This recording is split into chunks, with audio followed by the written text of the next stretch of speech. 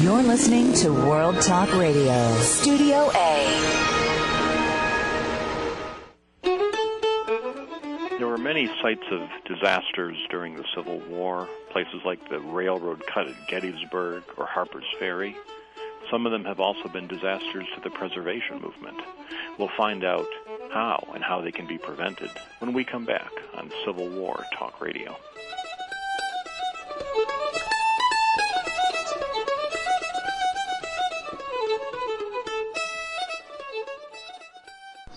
My husband and I met at a strip mall dance. It was a beautiful old strip mall. I had seen my husband before at a big rally at the highway on-ramp for all the men who had enlisted. He was going to war. 4 years later, we married at the little convenience store downtown. When we lose a historic place, we lose a part of who we are. To learn how you can help protect places in your community, visit nationaltrust.org. History is in our hands. A message brought to you by the National Trust for Historic Preservation and the Ad Council. It's a wake-up call. It's time to get serious about preparation and to understand that the threat is very real. This is a message from the U.S. Department of Homeland Security, recorded by Roger Kilfoyle, New York City firefighter. The topic, getting serious.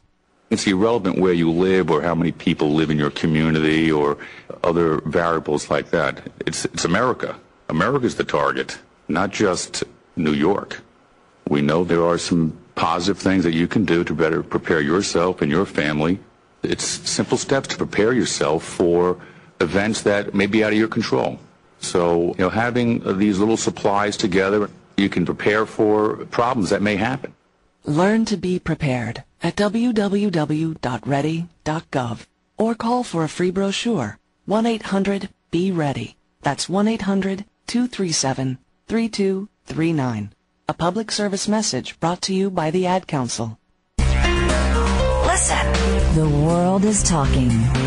World Talk Radio, Studio A. Welcome back to Civil War Talk Radio. I'm Jerry Prokopovich, talking today with Jim Campy of the Civil War Preservation Trust, whose organization has helped save thousands of acres of land that otherwise would have been developed, changed, lost to historical memory. As we heard on the public service commercial during the break, what once were important landmarks in our past are now strip malls or highway on-ramps or convenience stores. And the question is, how can we prevent all this? Jim, if you heard that commercial during the break there, that was for an organization called National Trust for Historic Preservation. Does the Civil War Preservation Trust have relationships, good or bad, with other organizations like that? How do you avoid the same kind of competition we talked about in the first third of the show? We do maintain some very good relationships with national and local preservation groups. And, in fact, that's our business model, more or less. We are a relatively small organization, try to stay lean and mean, and as a result of that, we're very reliant on the good work of local preservation groups, and we find that we're more effective when we work with national preservation groups like the National Trust. In fact, we're working with the National Trust on preservation efforts at Cedar Creek in Virginia, the Wilderness Battlefield also in Virginia, and other places around the country. And before I go a second further, I should have done this earlier, for listeners who are just overwhelmed and can't even wait to hear the rest of the show but want to donate money to you right now, do you have a website or phone number we can direct them to? Absolutely. Our web address is pretty easy to remember. It's www.civilwar.org. There's an opportunity to donate there, and if you don't mind, I'd like to mention we are in the process of dramatically changing our website. So we're looking for feedback. So if any of your listeners get an opportunity to see our site, look at some of the animated maps and other content we've recently put up there about the Bentonville battlefield, for instance, please let us know. We're hoping to unveil a dramatically improved website in the fall of this year. Well, definitely then, listeners, civilwar.org. That's a great a great web address to have, and easy to remember. Go to it and see what they have, and consider contributing. This is, I assume, a not-for-profit tax-deductible organization? That's correct, yes.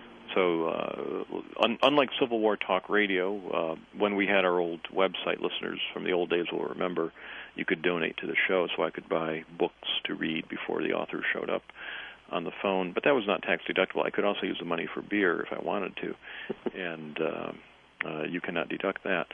But someday we'll have a new website for the show, and you'll be able to donate once again to my needs and desires. But in the meantime, take that money that would have gone to Civil War Talk Radio and send it to Civil War Preservation Trust, which is doing this good work for the whole Civil War community. In the introduction during the break, I mentioned a couple places where things have not gone so well for the preservation movement, such as the railroad cut at Gettysburg. Was your organization involved in that story, or do you know much about what happened there? I was I was following it when I was on Capitol Hill, and I knew there were actually there were hearings at one point about how an important part of that battlefield site had just gotten obliterated because essentially a raw deal between the college and the Park Service. And anyone that goes out there today can still see that the ridge there is eroding because it wasn't the work wasn't done very well. I understand that sports fields were constructed which required bulldozing some of the ridge containing the railroad cut. And as much as I enjoy playing over 40 soccer with my friends here in Greenville and value athletics and athletic services and fields, we can't be tearing down battlefields to put that up. So that was unfortunate.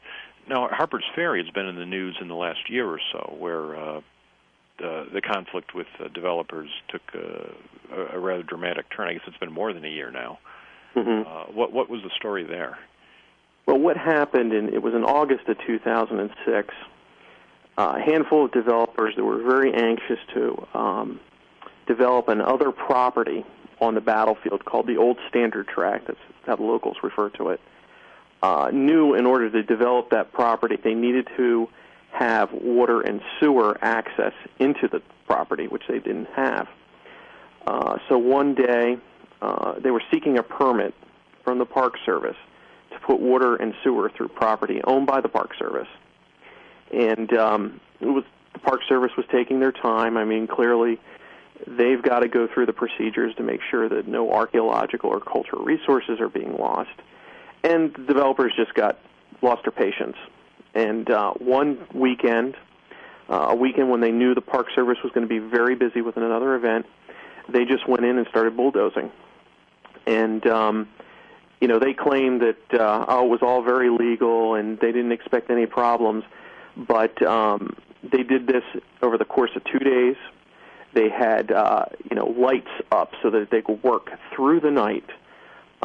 They had lawyers there through the evening. Now, what developer do you know that wants to pay overtime to put in water and sewer and have lawyers there 24 hours over a weekend if they're doing something legal?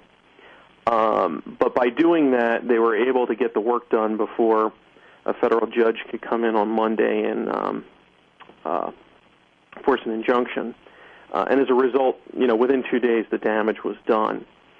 And this was another case where the National Trust for Historic Preservation, the Civil War Preservation Trust, another group called the National Parks Conservation Association, teamed up to fight this and generate publicity about it. Ultimately, unfortunately, the Department of the Interior and Department of Justice didn't really do anything about it. They never took the developers to task for going ahead and putting these water and sewer pipes in illegally. However, the good news from that is the attending bad publicity that these developers received and the political pressure that resulted from that meant that for the next year, local officials absolutely refused to allow development on the Old Standard Tract, which was the ultimate goal of the developers. So they didn't get although they desecrated land, they didn't ultimately get what they wanted. It's hard to understand why the federal government couldn't act in the aftermath. My understanding is they have some armed force at their command, and you would think if somebody dug a hole across my front lawn illegally, I would just go out the next day with a shovel and fill it in. If they ran pipes or wires across, I would go out and dig them out and say, well, hey, it's my land. Come in, and challenge me. Why can't the Park Service just dig all that stuff back up and say, no, come back when you have a permit? But obviously that hasn't happened. Yeah, and certainly I think the National Park Service was aghast at what happened. And probably under normal circumstances, a normal park weekend, there would have been the staff there to stop this. But unfortunately, it was one of those weekends when the entire staff was dedicated to another event. And, of course, this took them by surprise. So from the Park Service perspective, I think they did all they could, but there was, ultimately no political will within the Interior Department to follow through. Now, that's not to say that they won't eventually do something, but, slow justice in this case is really no justice at all. No. In terms of political will, that brings up the point that this all is, for those of us involved in Civil War studies, it's an emotional issue and a professional issue and verging on a spiritual issue. But overall, this is like any contest of conflicting interests. It's a political issue. And you said you worked on Capitol Hill before coming to the Civil War Preservation Trust? That's correct. So, in one sense, the Civil War Preservation Trust are lobbyists working with the government, and lobbyists, as all patriotic Americans know, are evil. And yet you guys are the good guy lobbyists from our point of view. Is that a fair characterization? Yes, certainly that's how I would put it. Yes, in fact, I'm one of the chief lobbyists for the organization, and fortunately for us, I think we've got a very positive cause and a very positive message, and as a result of that, we usually do generate considerable support in Congress. Right now, we've got legislation we're trying to get passed that has the support of over 100 congressmen and I believe 33 senators. In fact, all three of the major presidential candidates, Senator McCain, Senator Obama, and Senator Clinton, have co-sponsored this legislation. So there is no lack of bipartisan support. But as you can imagine, battlefield preservation is not a national priority. So although there is support, it's folks like your listeners and folks like the Civil War Preservation Trust members that keep Congress focused on the fact that we need to fund battlefield preservation. It is one of those challenging things. One gets a version of this as somebody who teaches history. When students say, "Shouldn't I be learning, computer technology or hospitality management or something? I can get a job tomorrow. What's history going to do for me?" And tomorrow, maybe nothing. But 100 years from now, people will still be reading history, and they will have forgotten, what sauce was served on the fish last night. And similarly, it's urgent that we take care of people who are underserved by society, who have social needs, and it's extremely urgent that we have security, military security and law and order and other things that we pay taxes for. But in the long run, we also need our heritage, our history, and if Congress can focus on $5 gas, which is an important immediate issue, or they can focus on steroids in baseball, because that's like really critical to us all. Pardon my sarcasm. Or they can, but they must not forget about preservation, even if it's not day-to-day important as they may see it. But I'm preaching to the choir. You know that, and our listeners know that. Let me ask a different question. Do you have many international members? Do people support the organization from outside the United States? We do. There is, and you probably know, there are Civil War roundtables and throughout the world, in England in particular, but also in France. We have some close connections with them. some reenactment groups around the world as well. So we do have members from around the globe. And we also have what we call the Civil War Discovery Trail, which is actually an international trail of Civil War sites, mostly obviously in the U.S., but in places like Bermuda, England, and France. So it's something with a wide appeal to people, not just in the United States. In terms of support for the group, and again, listeners can go to www.civilwar.org and learn more about Civil War Preservation Trust and how to support the group. This is the kind of question I hated to get when I worked at the museum, but I'll ask it anyway. What's the biggest gift your group has ever gotten? Oh, I believe it was $2 million, a $2 million bequest. But as you can imagine, most of our contributions are small dollar contributions. Usually in the, I think our average is $70, but quite a few of them are $25, $35. But the task we have at hand requires us to go out and ask for big dollars, and our development department is not shy about doing that.